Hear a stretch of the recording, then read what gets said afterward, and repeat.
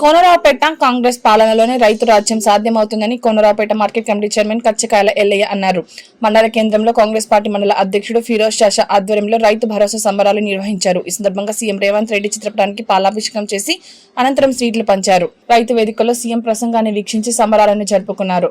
ఈ సందర్భంగా market committee chairman Ellaiah మాట్లాడారు. ప్రభుత్వం ఏర్పడిన తర్వాత గత 18 నెలల నుండి అనేక అభివృద్ధి పనులు చేస్తూ మొన్ననే సన్న బియ్యం ఇవ్వడం, నిన్న ఇందిరమ్మ ఇండ్లు దాదాపు మండలానికి 562 ఇండ్లు ఇచ్చి, మరియు ఇప్పుడు రైతు భరోసా 9 రోజుల్లోనే 9,000 కోట్లు 1,49,00,000 మందికి విడుదల చేసినటువంటి గొప్ప ప్రభుత్వం మన ప్రభుత్వము.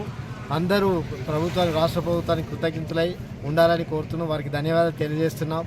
రాష్ట్ర ప్రభుత్వం ముఖ్యమంత్రి వారు అనేక అభివృద్ధి పనులు చేస్తూ మన రాష్ట్రాన్ని అభివృద్ధి పదంలో నడుపుతున్నారు. వారు మనకి ఈ ప్రాంత ఎమ్మెల్యే గారు అయినటువంటి గౌరవనీయులు పెద్దలు ప్రియతమ నేత మన ఆది శ్రీనన్న గారు పొద్దున 7 నుంచి సాయంత్రం 10 గంటల వరకు అనేక సమస్యల పట్ల సమస్యలు వింటూ వాటిని పరిష్కరిస్తూ ముందుకు పోతున్నారు. అనేక అభివృద్ధి పనులు, రోడ్లు, డ్రైనేజీలు, రోడ్లు, విలేజ్కు అనేక సంక్షేమ అభివృద్ధి పథకాలను విడుదల చేస్తూ అభివృద్ధి పదం నడుపుతున్నటువంటి ఆది శ్రీనన్న గారికి కృతజ్ఞతలు తెలియజేస్తున్నాం.